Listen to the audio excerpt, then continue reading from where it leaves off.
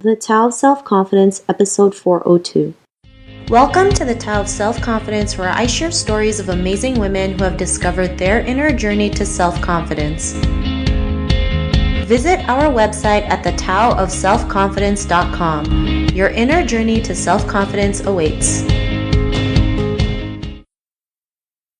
Well, hello, friend. Welcome to the Tao of Self-Confidence, where I share stories of amazing women who have discovered their inner journey to self-confidence. I'm your host today, Sheena Yap-Chan, and today I have a phenomenal lady on the show today. She is a award-winning poet, and she also has an Emmy-nominated TV show called Drop the Mic, and I'm just really excited to have her on to share her story with us today. So without further ado, I'm going to introduce you to Michelle Myers. Michelle, how are you today? Maybe you can fill in a little bit more about yourself to our listeners.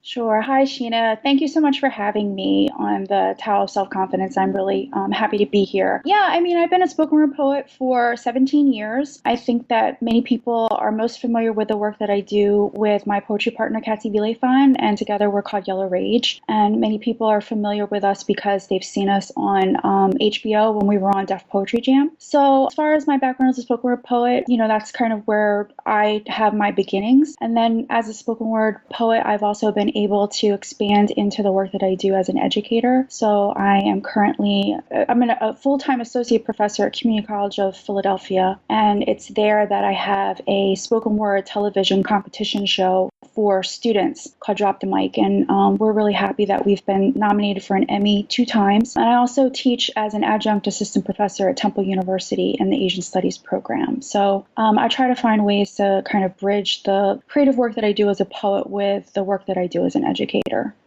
Awesome. Well, thanks for sharing that. And Michelle, what's your cultural background? So my cultural background is Korean American. Thanks for sharing that. And what would be your favorite self-confidence quote?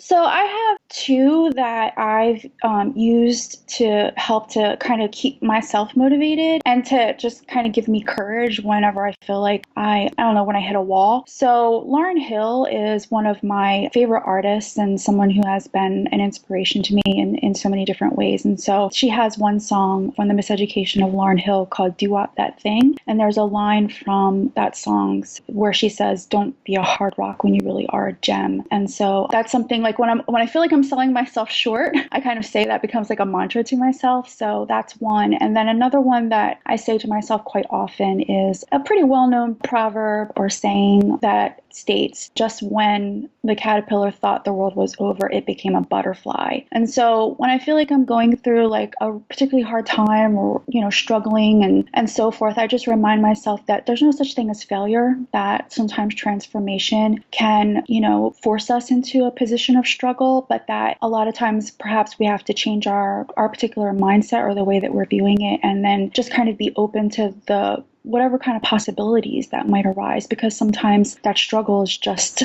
signaling to us that a new opportunity is before us. So those are the 2 self-confidence quotes that I use quite often. Thanks for sharing that. And, those were great quotes that you mentioned, especially the one that you mentioned about the caterpillar becoming a butterfly, because, we all go through like bad stuff, right? Things we can't control. And, the best thing we can do is think, why did this happen and what good can come out of it, right? I always believe something good will always come out of every situation, like you mentioned, right? So it's great that you mentioned that. It's just a great reminder as well. And Michelle, what's your definition of self-confidence? My definition of self-confidence is I believe that everyone has the right to claim agency over one's identity and actions in spite of the ways in which people might try to impose their own views of what their identity should be. And then there are also various processes that are often at work which try to dismantle the way in which people identify themselves. And so I think it's important in terms of being able to maintain one's self-confidence for people to be able to establish a conviction within themselves and to be guided by their own sense of personal truth, justice, and purpose. Thanks for sharing that great definition. And Michelle, what was your life like before your discovery of self-confidence?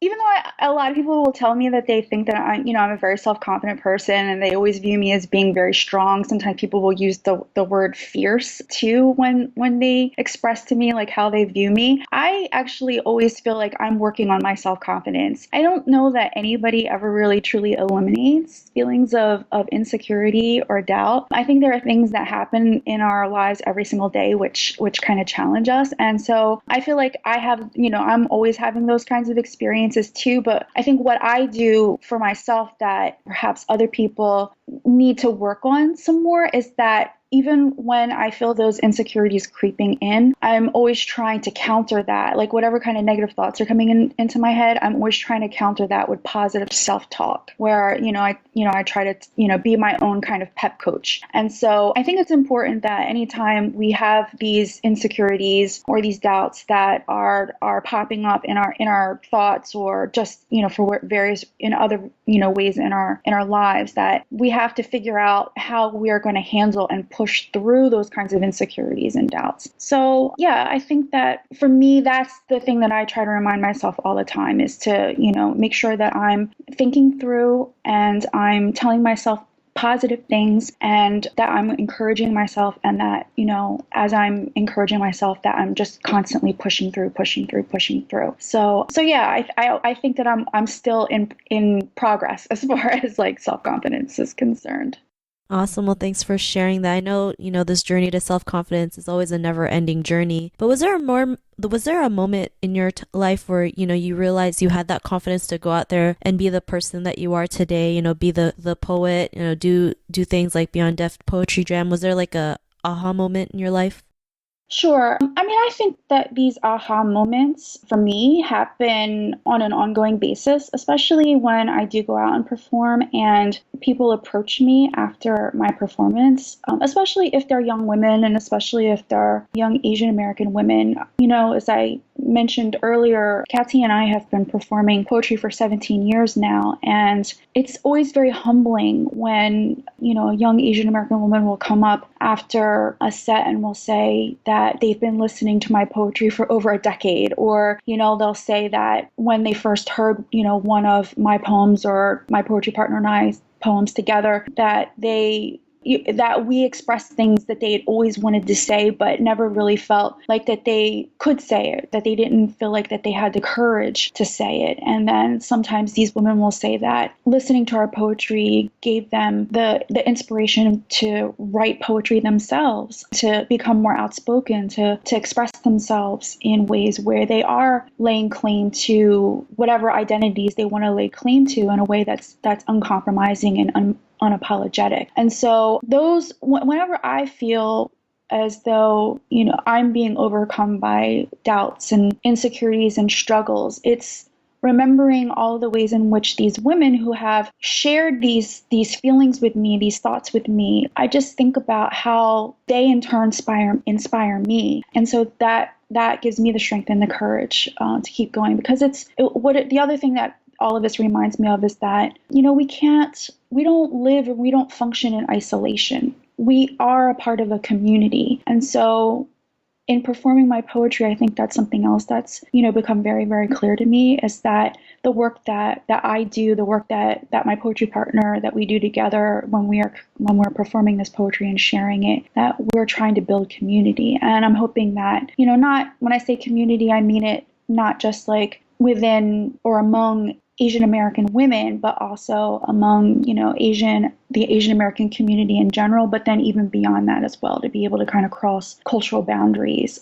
so that we can figure out ways that we can connect with each other. So anyway, all of that is to kind of say that I feel like I'm constantly experiencing these aha moments, and that all of these things function to just kind of fortify the sense of self-confidence that I feel like that I'm constantly on a journey of trying to develop. Thanks for sharing that. And, sometimes all we need is, proof that, one person can be inspired through our work. And, when we can inspire one person, it's like, how many more can we go out there and inspire others? And, it's great that you're out there doing that. And, because of that realization, what's your life been like now? I mean, I think that for myself, it gives me, because since a lot of times what they'll do is they'll share their own personal experiences with me, and they'll tell me about like a specific instance where they experienced sexism, or an experience where there is this intersectionality between sexism and racism. It makes me it reminds me that there's still so much more work to be done, and that there's still so many things to raise awareness about and to discuss. And I think that as an artist, as a spoken word poet, it's made me more mindful of those particular issues, and so I try to write with those issues in mind. And so that's one aspect of it, in terms of kind of like broadening out the kinds of topics that I write about and that I share when I'm performing on stage. And then the other aspect of it for me is trying to be present as much as possible for these young women who come up to me. And, sometimes I keep saying young women, but sometimes they're not. They're not always necessarily just young women. It's women of all ages, and that's also really wonderful when I feel like I can connect, across the generations, where there is this multi-generational kind of response to my work. But I think that what I was starting to say was that it's been important for me to realize that it takes a kind of courage to come up and speak to me after the show too, and to tell me these things. And as I stated before, sometimes what they'll share with me are really personal experiences. And so I realize that, this is a special moment, and that I have to make sure that I'm fully present with them as they're sharing these things with me. And so when I'm on stage, I try to make sure that I'm like in the moment with them, that, I'm really paying attention to people's body language and their facial expressions as they're listening to my poetry, in the different ways that they're responding. And then if they do happen to come up to me after the show, like, I'm really trying to give my full attention to them, as they're speaking to me, and really actively listening and trying to respond in a way that that I think will be helpful. And so I think that in terms of being a writer, but then also the way in which I'm trying to be in the present moment with any of the women or any people who come up to me after a show, I think that's how my life has changed in this process of discovery through self-confidence. Thanks for sharing that. And if our listeners were listening to your episode and they were in a similar journey to self-confidence, what would be that one tip you would give to them?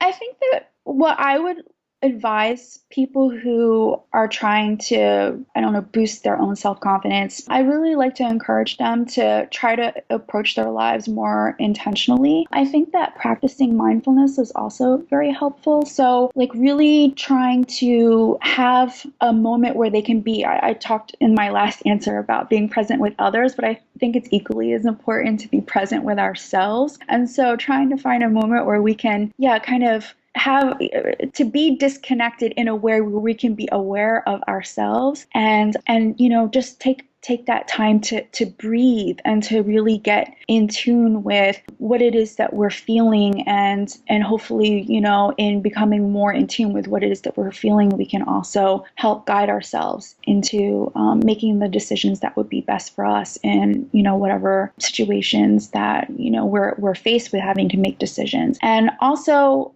the other really important part of this, as I had mentioned earlier as well, is positive self-talk. Because as an educator, one of the things that I've noticed a lot, and I really try to talk about this with my students, like from the very beginning of the semester all the way to the end of the semester, is that a lot of times people, for whatever reasons, they have this tendency to set themselves up for failure, because what they'll do is they'll say, oh, I'll never be good at this, or what's the point of doing that because I'm just going to fail at it, et cetera, et cetera. And so they never take any chances, or because they imagine that they're going to fail, they say to themselves, why bother? I'm just not going to do this. And so when we have those kind of negative thoughts about ourselves, then it becomes a self-fulfilling prophecy. But it can go in the other direction too. I mean, if we can tell ourselves, I can do this, and then even if it doesn't turn out the way that we wanted it, even if it's we put our all into it and the outcome isn't exactly what we wanted, and perhaps we're a bit disappointed by it, we can't be